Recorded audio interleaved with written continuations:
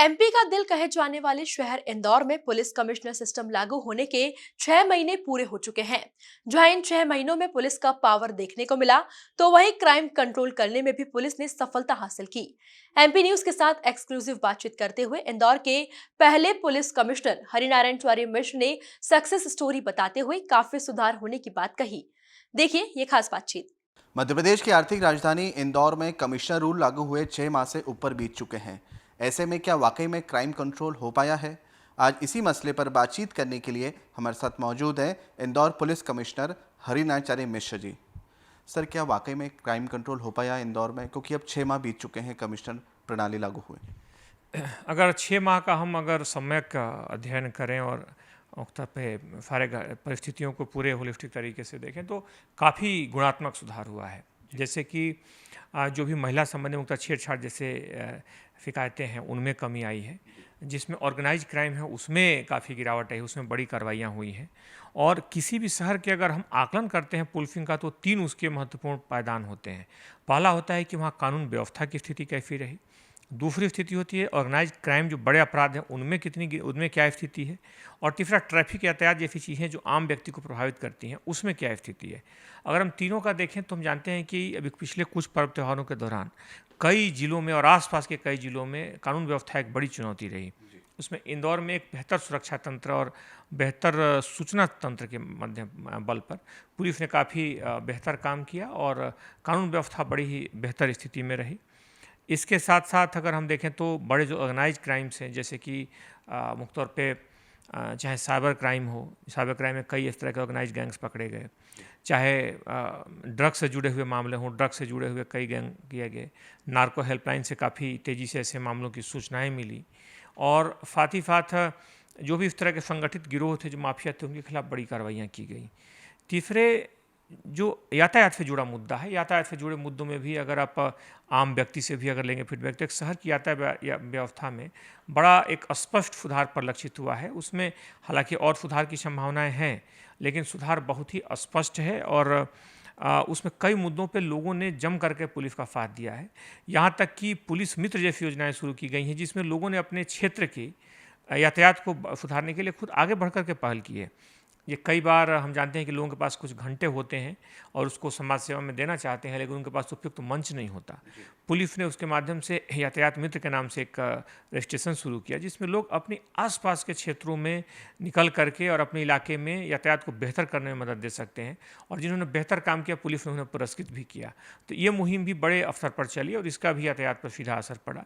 Police की जो बाकी दूसरी योजनाएँ थी, चाहे या फिर कई जगह प्रतिहतात्मक कार्रवाइयों का भी इस्तेमाल किया गया। जैसे कि शहर में एक आम शिकायत थी कि कई बार अलग अलग तरीके की आवाज़ें निकलते हुए मोटरसाइकिलें चलती हैं, जिससे कई बार लोग डर जाते हैं, कई बार पटाखों की, कई बार गोली चलने जैसी आवाज़ें होती हैं, जिससे आम व्यक्ति में भय पैदा होता है।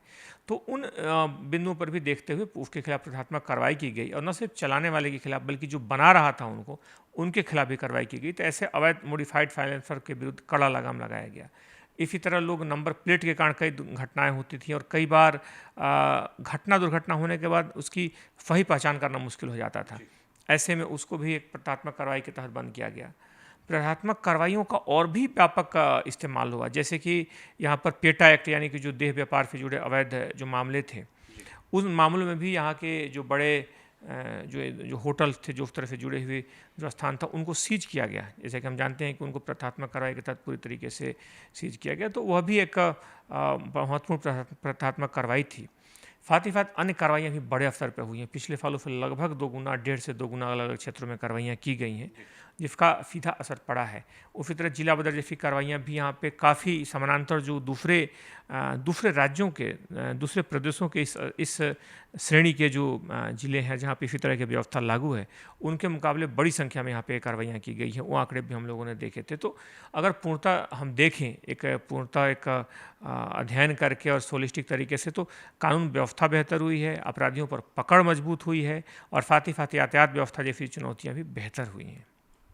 Sir, as a Indore police commissioner आपके कार्यकाल को 6 माह से ऊपर बीत चुके हैं। ऐसे में कौन कौन से चैलेंजेस आपको फेस करने को मिले इस पूरे टेन्योर में? जब हम मुख्य तौर पे बड़े शहरों में इस तरह की जब हम स्थिति से नई चैलेंजेस से और नई परिस्थितियों में काम करना शुरू करते हैं तो शुरुआती दौर में कई चैलेंजेस होते हैं। आपके पास नई परिस्थिति चुनौतियों के मुकाबले आपके पास इंफ्रास्ट्रक्चर होना चाहिए। आपके पास कह सकते हैं कि हार्डवेयर और सॉफ्टवेयर, जो कंप्यूटर की भाषा में, दोनों स्तरों पर आपको काम करना होता है। जो हमारे अधिकारी जो नए आते हैं, 20-22 जो अधिकारी आए, उन्हें तकनीकी रूप से दक्ष बनाना, उन्हें उसके लिए ट्रेंड करना, उन्हें नए प्रावधानों से अवगत कराना, तो इसके लिए प्रशिक्षण शिविर, इसके लिए लगातार ट्रेनिंग दी गई। यह एक मुद्दा था। दूसरा मुद्दा था उनके लिए एक इंफ्रास्ट्रक्चर जुटाना, क्योंकि रातों रात इतनी बड़ी इंफ्रास्ट्रक्चर और वो भी जो आपके पास उपलब्ध संसाधन है उनमें कर पाना एक बड़ी चुनौती होती है। तो दोनों मोर्चों पर पुलिस ने बेहतर काम किया। दोनों मोर्चों पर हम लोगों ने लगातार उसमें काम किया और सभी ऑफिसेज अब लगभग पूरी तरीके से शुरू हो चुके हैं और प्रभावी ढंग से काम भी कर रहे हैं। इसके साथ साथ अपराधों में गुणात्मक कमी लाना, अपराधों पर नियंत्रण लाना और साथ साथ कानून व्यवस्था के साथ साथ यातायात व्यवस्था तक सुधार लाना, इन सारे बिंदुओं पर उसमें भी पुलिस ने बेहतर काम किया है। इसके अलावा जो लोगों को जोड़ने वाली, लोगों की समस्याओं से जुड़ी जो चीज़ें हैं, जैसे कि साइबर हेल्पलाइन, जो हालांकि पहले से हम लोगों ने कुछ समय पहले, कुछ साल पहले शुरू किया था, लेकिन उसको और ज़्यादा प्रभावी बनाया गया है। अभी लोगों की, जैसे उदाहरण के तौर पर, अभी 2-2.5 महीनों में 1,500 के आसपास उनके मोबाइल वापस कराए गए हैं जो इस तरह से गुम हुए थे। इसी तरह से जो गैंग्स पकड़े गए हैं, अभी कल 2 दिन पहले एक गैंग पकड़ा गया, आपने देखा होगा, जो एक्सटॉर्शन करता था लोगों से वीडियो कॉल करके। तो इस तरह के जो ऑर्गेनाइज गैंग्स आ रहे हैं उन पे लगातार कार्रवाई करना। नारकोटिक्स पे पिछले सालों से दुगुनी से ज़्यादा कार्रवाई की गई है अलग अलग जगहों पे, तो उन पे सही कार्रवाई करना। तो यह एक बड़ी एक प्रक्रिया है और इसमें पुलिस ने हर मोर्चे पर बेहतर काम किया है। सर, कमिश्नर रूल लागू होने के बाद कई जुडिशियल पावर्स भी पुलिस अधिकारियों को दिए गए हैं। ऐसे कौन से जुडिशियल पावर्स हैं जिनके इम्प्लीमेंटेशन से क्राइम कंट्रोल हुआ है? उसमें कई तरह की व्यवस्थाएं हैं, जैसे कि मुक्त प्रतिरक्षात्मक जो कार्रवाइयाँ हैं, इसमें सबसे प्रमुख है जिनका व्यापक उपयोग हो रहा है, जिसमें 107, 116 सीआरपीसी के जो प्रावधान है, 122 सीआरपीसी के जो प्रावधान है, इनका प्रमुख तौर पे उपयोग हुआ है। जिला बदर का उपयोग हुआ है। अभी 55 से ज़्यादा जिला बदर अभी किए जा चुके हैं, जो कि दूसरे, मैंने जिक्र किया कि दूसरे जो इस श्रेणी के जो दूसरे शहर हैं उनके मुकाबले काफ़ी ज़्यादा हुआ है इसका प्रयोग। और इसी के साथ साथ कुछ अन्य भी प्रावधान जो माइनर एक्ट्स में कुछ जो तरह तरह की जिम्मेदारियां मिली हैं, उसमें भी पुलिस ने बेहतर काम किया है। और चाहे पैरोल का उपयोग हो, जो जेल में कैदियों को जो पैरोल पर छोड़ने की बात हो, या फिर दूसरे जो प्रावधान, उनका भी सम्यक ढंग से प्रयोग हुआ है ताकि वो अपराधों की रोकथाम में कारगर सिद्ध हो सके। सर, इंदौर में आज भी ऐसे कई मामले सामने आ रहे हैं जिसमें दुकान कब्जे, प्लॉट कब्जे हो रहे हैं। ऐसी क्या वैकल्पिक सुविधा दी जाए जनता को ताकि उनको त्वरित न्याय मिल पाए, क्योंकि आज भी थानों पर सिर्फ आवेदन ले लिया जाता है ऐसे मामलों में? मुख्य तौर पे ऐसे मामले स्वाभाविक तौर पर देखें, अगर हम प्रकृति के हिसाब से, तो दीवानी प्रकृति के होते हैं।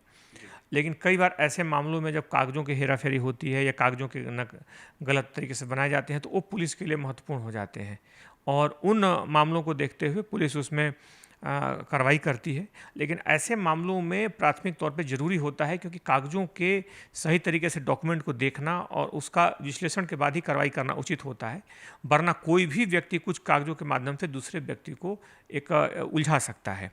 कोई भी एक फर्जी दस्तावेज खुद निर्मित करके और दूसरे व्यक्ति को, जो कि वाकई उसका वाजिब उत्तराधिकारी हो, उसको कर सकता है। इसलिए प्रथम दृष्टया ऐसे दस्तावेजों का एक बार परीक्षण पुलिस करती है, एक प्राथमिक जांच होती है, ताकि कोई भी कानूनी प्रावधानों का दुरुपयोग ना कर सके या पुलिस को मोहरा ना बना सके। इसमें अगर पाया जाता है कि वो प्रक्रिया सही है, किसी ने, सामने वाले ने गड़बड़ी की है, उसने फर्जी कागज़ बनाए हैं, तब इसमें कार्रवाई सुनिश्चित की जाती है। जी हाँ, निश्चित तौर पे तो ये थे इंदौर पुलिस कमिश्नर हरिनाचार्य मिश्र जी, जिनके कार्यकाल को 6 माह से ऊपर बीत चुके हैं और इस पूरे टेन्यूर में उन्होंने कई हाई प्रोफाइल केसेस को क्रैक किया है। कैमरामैन अरुण यादव के साथ युवराज सिंह पराउत की रिपोर्ट, MP न्यूज़, इंदौर।